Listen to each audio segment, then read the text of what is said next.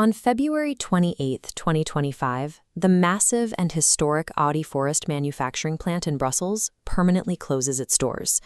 That very afternoon, exactly 2,997 highly skilled automotive workers walked off the assembly line for the final time. This closure marks the beginning of a structural shift currently moving through the foundation of Europe's entire industrial base.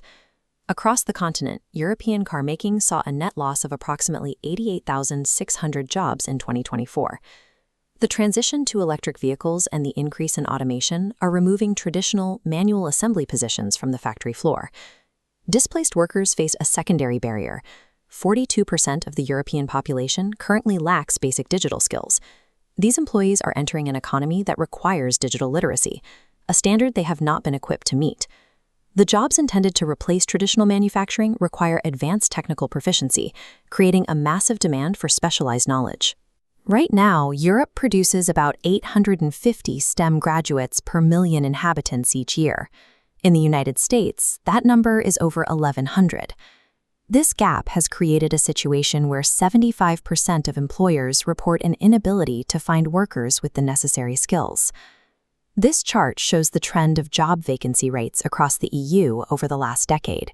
It shows a persistent, sharp increase in positions that companies simply cannot fill. The vacancy rates for manufacturing and professional technical activities are climbing at the steepest rates. Europe is currently dismantling its traditional industrial base, while failing to produce the specialized talent required to staff the industries that are supposed to replace it.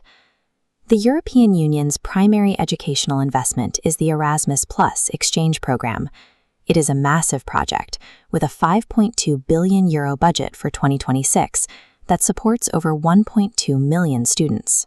While the program serves university students, it provides no training path for adults who are already in the labor market and forced to change sectors. Participation in adult retraining is currently stalled at 37%, missing the official policy target of 60%. Current policies are optimized for the next generation of students, but they are leaving behind millions of mid-career workers whose professions are disappearing. Initial attempts to address this include a skills guarantee pilot project designed for displaced automotive workers. The project was launched with a €14.5 million budget. During that same period, the automotive sector lost more than 88,000 jobs. To reach the 60% training target, the continent would need to retrain 50 million additional workers every year. Current efforts rely on localized pilot programs that do not match the scale of the required industrial transition.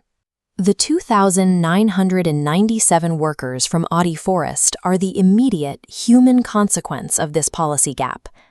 To maintain its standing, Europe must redirect its financial resources toward large-scale vocational retraining.